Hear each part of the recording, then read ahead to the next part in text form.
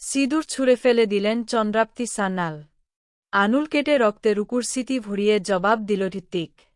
হৃত্বিকের এমন কাণ্ডে বাকরুদ্ধ সান্যাল পরিবার। বিস্তারিত জানতে ভিডিওটি দেখতে থাকুন। শিরিন আর টগরের কিছু মজাদার দৃশ্য দর্শকদের বেশ আনন্দ দিয়েছে। সিরিয়ালের গম্ভীর আর ষড়যন্ত্রের পরিবেশের মাঝে তাদের এই হালকা মুহূর্তগুলো একটা ভারসাম্য তৈরি করে।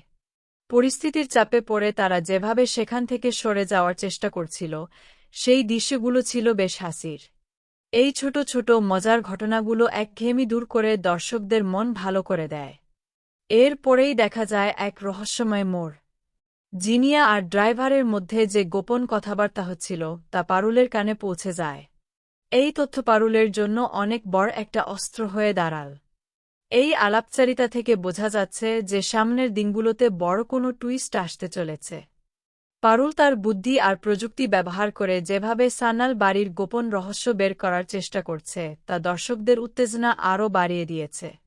ঠিক যখন রুকু ও হৃত্বিকের বিয়ে সম্পন্ন হওয়ার মুহূর্ত আসে, তখনই হৃত্বিকের ঠাম্মি চন্দ্রাপ্তি সান্যাল পুরো পরিবার নিয়ে সেখানে হাজির হন। তার আগমনে বিয়ের আনন্দ মুহূর্তেই শেষ হয়ে যায় এবং শুরু হয় এক নতুন সংঘাত।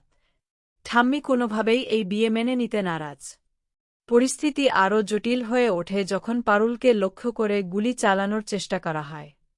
কিন্তু পারুল আগেভাগেই বন্দুকের গুলি বের করে রেখেছিল বলে এ যাত্রায় বেঁচে যায়। বিয়ের এই উত্তপ্ত পরিস্থিতিতে রায়ানের প্রবেশ পুরো দৃশ্যটাকে আরও গম্ভীর করে তোলে। রায়ানের সংলাপ এবং তার ব্যক্তিত্ব পরিস্থিতিকে নিয়ন্ত্রণে আনার ক্ষেত্রে বড় ভূমিকা রাখে।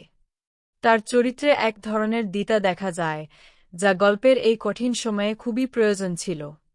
তার উপস্থিতিতে বোঝা যায় যে সামনে আরও বড় কোনো ঘটনা ঘটতে চলেছে। সবশেষে আসে সবচেয়ে বড় চমক। চন্দ্রাপ্তি সান্যাল যখন সিঁদুর ছুঁড়ে ফেলে দিয়ে বলেন যে তিনি এই বিয়ে হতে দেবেন না, তখন হৃত্বিক এক অবিশ্বাস্য কাণ্ড ঘটায়। সে নিজের আনুল কেটে রক্ত বের করে রুকুর স্মৃতিতে পরিয়ে দেয়। রুকু প্রথমে ভয় পেলেও হৃত্বিক বুঝিয়ে দেয় যে কোনো বাধা তাকে থামাতে পারবে না। হৃত্বিকের এই সাহসী পদক্ষেপ দেখে সবাই অবাক হয়ে যায় এবং ঠাম্মি ঘোষণা করেন যে তিনি এই বিয়ে কোনোদিনও মানবেন না।